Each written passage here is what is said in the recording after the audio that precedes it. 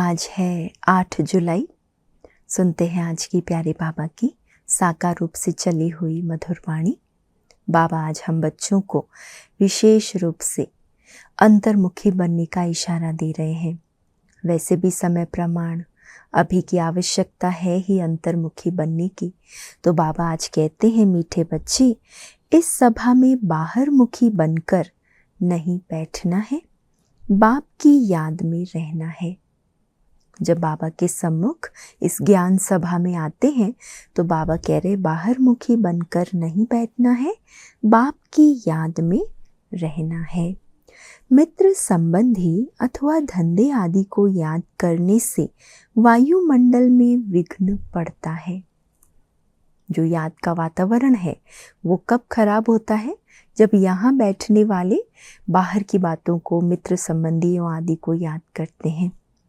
प्रश्न है, तुम बच्चों के रूहानी ड्रिल की विशेषता क्या है जिसे मनुष्य नहीं कर सकते? उत्तर, तुम्हारी रूहानी ड्रिल बुद्धि की है। उसकी विशेषता यही है जो तुम आशिक बन अपने माशूक को याद करते हो। मैं आत्मा आशिक और मेरा शिव बाबा माशूक, बस यही संबंध हमारी ड्रिल का है। इसका ही इशारा गीता में भी आया है, मन मना भव। परंतु मनुष्य अपने माशूक परमात्मा को जानते ही नहीं, तो ड्रिल कैसे कर सकेंगे? वे तो एक दो को जिस्मानी ड्रिल सिखलाते हैं, योगासन, हठ योग, प्राणायाम, शारीरिक एक्सरसाइज सिखाते हैं। ये रूहानी ड्रिल तो बाबा ही सिखा सकते हैं। ओम शांति। बच्चे भी समझते हैं, बाप भी समझते हैं कि बच्चे अर्थात योग कराने वाले यहाँ क्या कर रहे हैं। याद के यात्रा की ड्रिल करा रहे हैं, मुख से कुछ भी कहने का नहीं है। अब इस रूहानी ड्रिल की विशेषता क्या क्या है वो बाबा हम बच्चों को सुना रहे कि यहाँ मुख से कुछ भी कहना नहीं है। किसकी याद है? परमपिता परमात्मा शिव बाबा की। उनकी याद में रहने से हमारे जो भी विकर्म है वह भस्म हो जाएंगे और विकर्माजीत बन जाएंगे, जितना जो याद की ड्रिल में रहेंगे। किनके विकर्म भस्म होंगे और कितने होंगे, उसका आधार है ये याद की ड्रिल। ये आत्मा की ड्रिल है, शरीर की नहीं।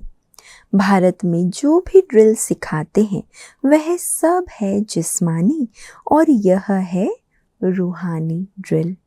इस रूहानी ड्रिल को तुम बच्चों के सिवाय कोई जानते ही नहीं। रूहानी ड्रिल का इशारा गीता में जरूर है। भगवानोवाच अथवा भगवान के बच्चों का भी वाच है। तुम अभी भगवान शिव बाबा के बच्चे बने हो ना। बच्चों को फरमान मिला है, माम एकम याद करो। बाप भी ड्रिल सिखलाते हैं और बच्चे भी यही ड्रिल सिखलाते हैं। कल्प पहले भी बाप ने यही कहा था कि मुझ बाप को याद करो। इसमें घड़ी घड़ी कहने की दरकार नहीं है। बार बार बाबा कहता रहे मुझे याद करो, मुझे याद करो, ये शोभा नहीं देता ना। इसलिए बाबा कहते घड़ी घड़ी इसमें कहने की ही दरकार नहीं है, परंतु क्या होता है, कहना पड़ता है। यहाँ बैठे कोई अपने मित्र संबंधियों, धंधे आदि को याद करते रहते तो वायुमंडल में विघ्न डालते हैं। बाबा कहते हैं जैसे यहाँ तुम याद में बैठे हो, ऐसे ही चलते फिरते कर्म करते हुए याद में रहना है। जैसे शांति में बैठकर बाबा को याद कर रहे, बाबा कहते चलते फिरते कर्म करते भी मुझे याद करो। जैसे आशिक माशुक एक दो को याद करते हैं, उन्हों की याद है जिस्मानी और तुम्हारी है रूहानी याद। आत्माएं भक्ति मार्ग में भी आशिक होती है परम पिता परमात्मा माशुक की। जानती नहीं है लेकिन प्यार तो करती है, याद तो करती है आत्मा।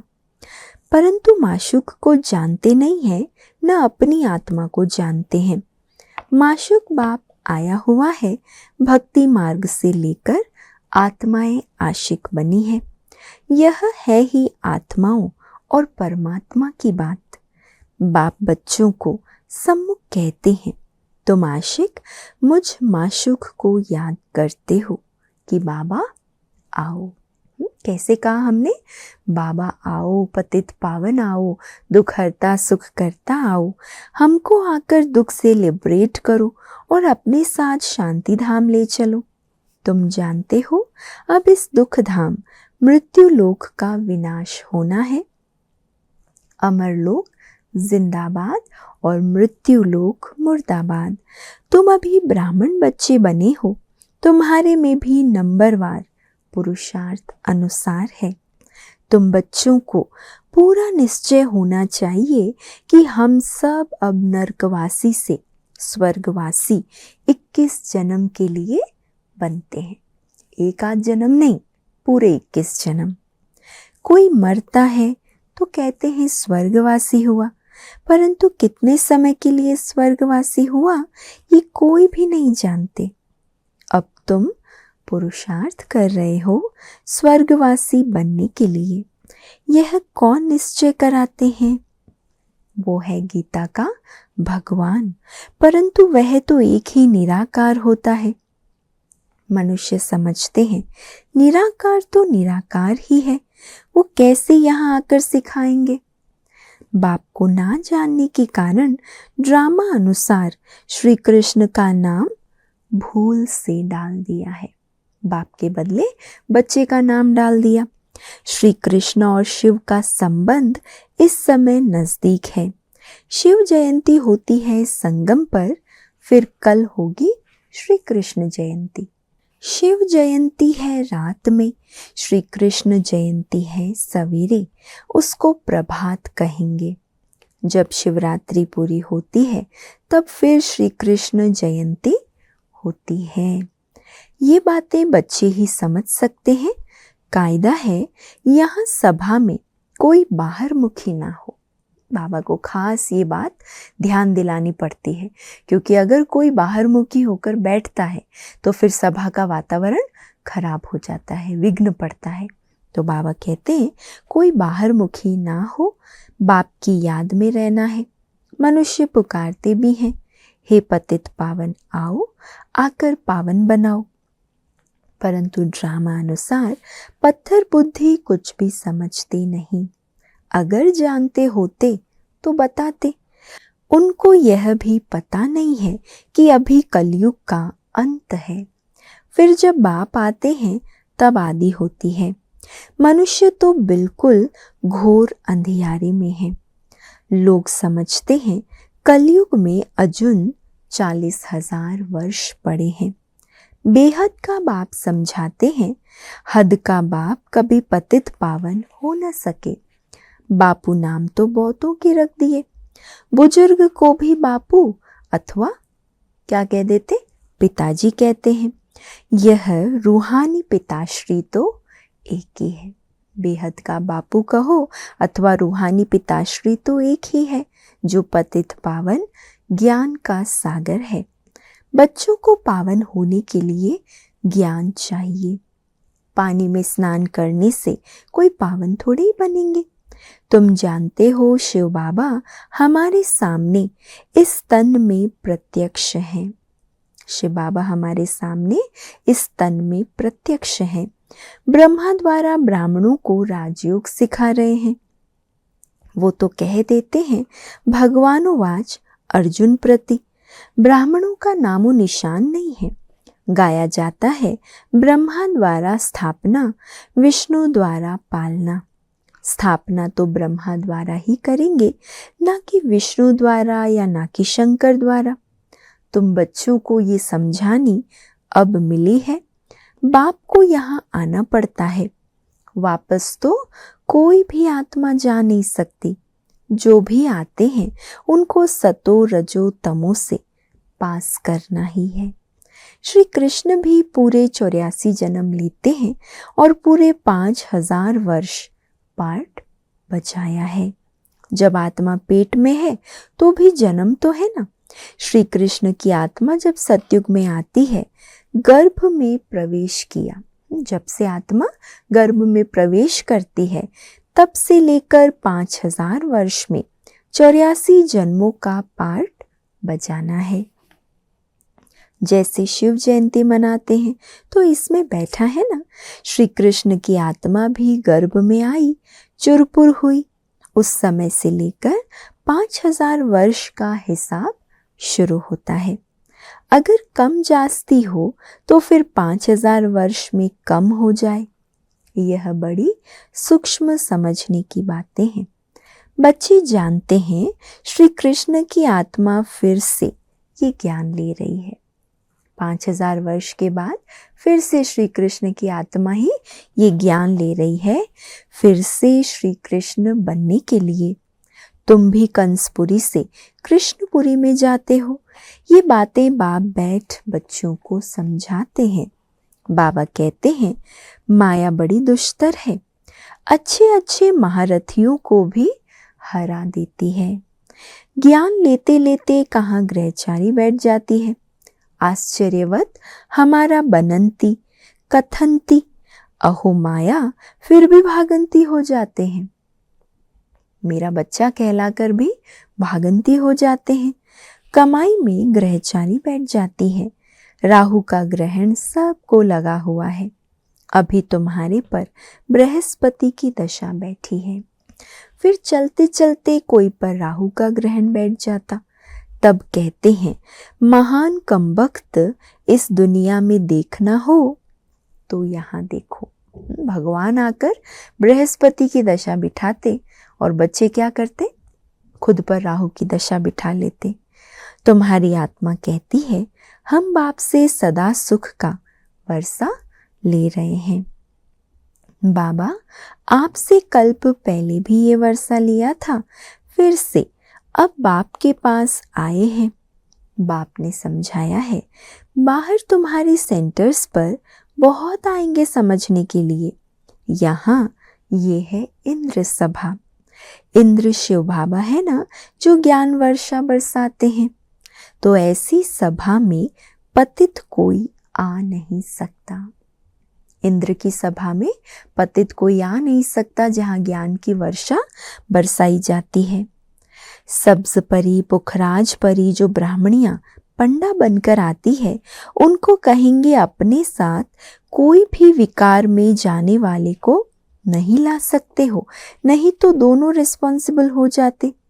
किसी विकारी को साथ ले आए तो उन पर बहुत दाग लग जाते हैं। अगर कोई विकारी को इस सभा में लेकर आए तो बाबा कहते फिर उनकी आत्मा पर भी बहुत दाग अर्थात बहुत बोझ चढ़ जाएगा, फिर बहुत भारी सजा मिल जाती है। परियों के ऊपर बहुत रेस्पॉन्सिबिलिटी है। कौन सी परियां?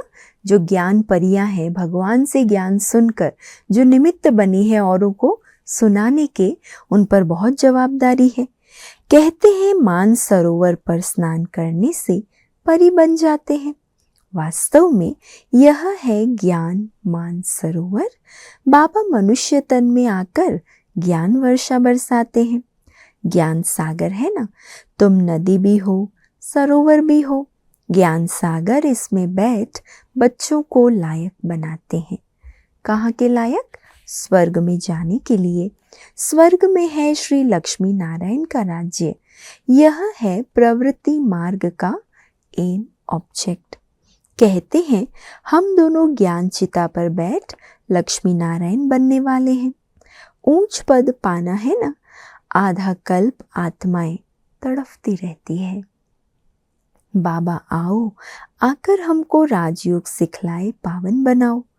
बाप इशारा देते हैं। भारतवासी जो देवी देवताओं को मानने वाले हैं, उन्होंने जरूर 84 जन्म भोगे हैं। वो देवी देवताओं के भक्त हैं।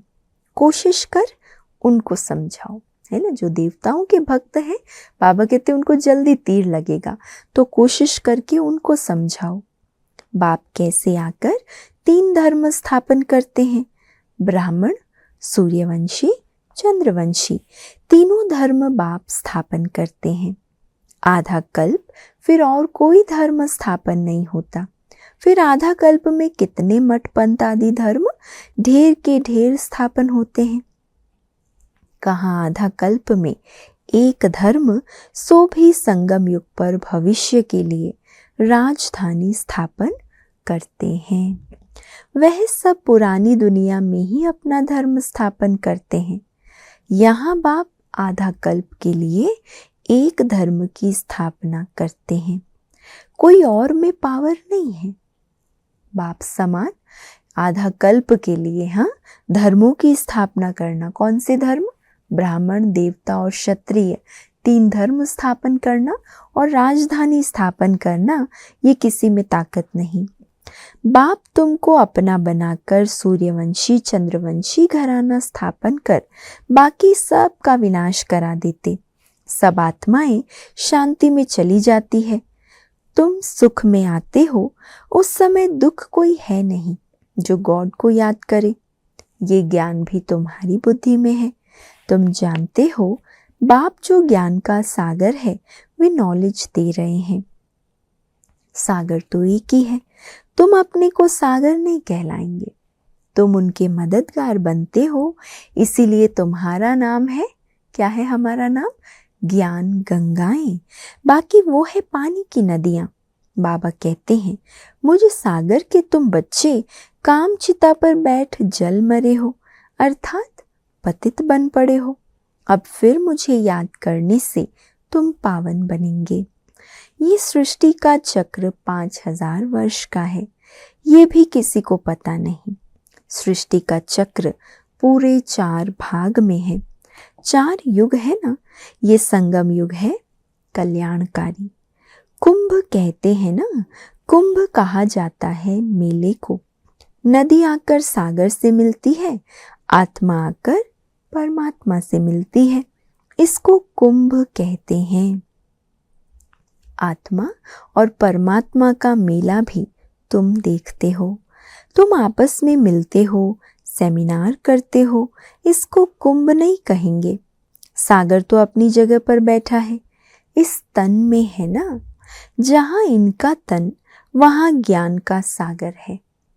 जहाँ पर ब्रह्मा बाबा वहीं शिव बाबा भी है। तो बाबा कहते जहाँ इनका तन वहीं ज्ञान सागर है। बाकी तुम आपस में ज्ञान गंगाएं मिलती हो। नदियाँ छोटी बड़ी तो होती है ना, वहाँ स्नान करने जाते हैं। गंगा जमुना सरस्वती आदि तो है ही। दहली जमुना का कंठा है स्वर्ग। दहली के लिए कहते हैं परिस्तान था जब लक्ष्मी नारायण का राज्य था। ऐसे नहीं कि श्री कृष्ण का राज्य था। राधे कृष्ण युगल हो तब तो राज्य कर सके। अब तुम बच्चे कितनी खुशी में हो। माया के तूफान तो आएंगे और बहुत आएंगे। बेहद की बॉक्सिंग है, हर एक की 5 विकारों के साथ युद्ध चलती है। हम चाहते हैं, हम बच्चे क्या चाहते हैं? बाबा को निरंतर याद करें। हर एक के दिल में ये इच्छा है ना कि बाबा की याद भूले नहीं, निरंतर याद करें। माया हमारा योग उड़ा देती है। एक खेल भी दिखाते हैं, परमात्मा अपनी तरफ खींचते और माया अपनी तरफ। ऐसा एक नाटक बनाया है। बाइस्कोप का फैशन अभी निकला है। तुमको ड्रामा अनुसार बाइस्कोप पर ही समझाना था। नाटक में तो बदली सदली होती है। यह तो अनादि अविनाशी ड्रामा बना बनाया है।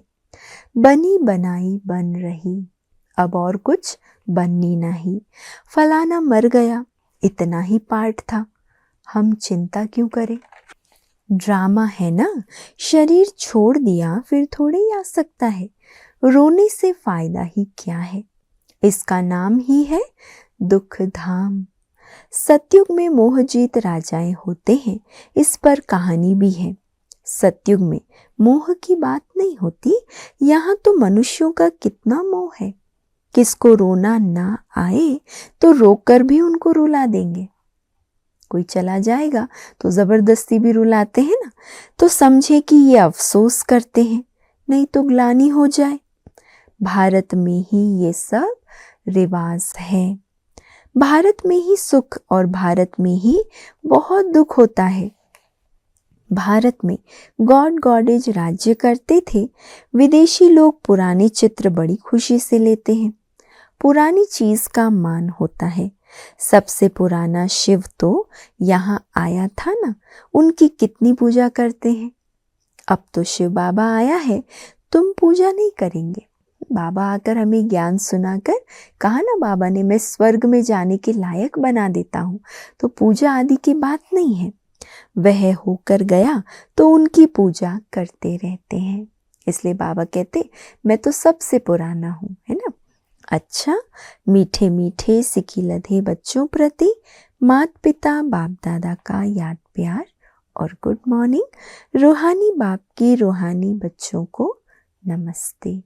हम सब रूहानी बच्चों की रूहानी मात पिता बाप दादा को याद प्यार, गुड मॉर्निंग और नमस्ते। शुक्रिया बाबा, शुक्रिया। धारणा के लिए आज का मुख्य सार है। पहला, ड्रामा के ज्ञान को बुद्धि में रख निश्चिंत बनना है।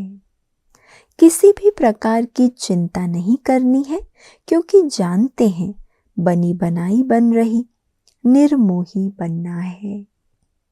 दूसरा, बाप द्वारा जबकि बृहस्पति की दशा बैठी है तो संभाल करनी है। क्या संभाल रखनी है? राहु का ग्रहण ना लग जाए। कोई भी ग्रहचारी हो तो उसे ज्ञान दान से समाप्त करना है। आज का वरदान है, स्वयं के टेंशन पर अटेंशन देकर विश्व का टेंशन समाप्त करने वाले विश्व कल्याणकारी भव। स्वयं के टेंशन पर अटेंशन देकर विश्व का टेंशन समाप्त करने वाले विश्व कल्याणकारी भव। जब दूसरों के प्रति जास्ती अटेंशन देते हो तो अपने अंदर क्या चलता है? टेंशन चलता है। इसीलिए विस्तार करने के बजाय सार स्वरूप में स्थित हो जाओ। अनेकों का ज्यादा अटेंशन रखने के बजाय बाबा कह रहा है शांत सार स्वरूप में स्थित हो जाओ। क्वांटिटी के संकल्पों को समाकर क्वालिटी वाली संकल्प करो। पहले अपने टेंशन पर अटेंशन दो, तब विश्व में जो अनेक प्रकार के टेंशन हैं उनको समाप्त कर विश्व कल्याणकारी बन सकेंगे। पहले तो खुद का टेंशन समाप्त हो, तब तो सारे विश्व का टेंशन समाप्त कर विश्व कल्याणकारी बनेंगे। पहले अपने आप को देखो, मेरी अवस्था क्या है, मेरी स्थिति हलचल वाली तो नहीं है, ये ध्यान रखना है।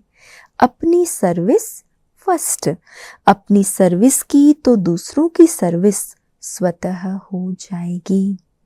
स्लोगन है, योग की अनुभूति करनी है तो दृढ़ता की शक्ति से मन को कंट्रोल करो। योग की अनुभूति करनी है तो दृढ़ता की शक्ति से मन को कंट्रोल करो। आज का व्यक्त इशारा है, जितना स्थापना के निमित्त बने हुए ज्वाला रूप होंगे उतना ही विनाश ज्वाला प्रत्यक्ष होगी। संगठन रूप में ज्वाला रूप की याद विश्व के विनाश का कार्य संपन्न करेगी। संगठित पावरफुल याद विश्व के विनाश का कार्य संपन्न करेगी। इसके लिए हर सेवा केंद्र पर विशेष योग के प्रोग्राम चलते रहें तो विनाश ज्वाला को पंखा लगेगा। योग अग्नि से विनाश की अग्नि जलेगी, ज्वाला से ज्वाला प्रज्वलित होगी। तो इसीलिए बाबा कह रहे सब तरफ योग भट्टियां, योग के कार्यक्रम निरंतर चलते रहें। और दीदी जी, मनमोहिनी दीदी जी की विशेषता का आज का पॉइंट सुनेंगे। दीदी जब हॉस्पिटल जा रही थी तो बाबा ने कहा, साथ रहते, साथ बैठते, साथ निभाया, साथी बनाया। तुम बाप के साथ हो और बाप तुम्हारे साथ है। साथ रहने का वायदा जन्मते ही किया। शरीर भल छूटे लेकिन यह साथी हमें छोड़ नहीं सकता। शरीर छूट जाएगा लेकिन आत्मा का सच्चा साथी हमारा बाबा, हमारा पिता, वो हमें छोड़ नहीं सकता। लौकिक में कोई भी ऐसा साथ दे नहीं सकता। तो दीदी ने बाबा का हर घड़ी हर श्वास साथ निभाया, तो बाबा ने भी उनको ऐसा ही साथी बनाया। अच्छा, ओम शांति।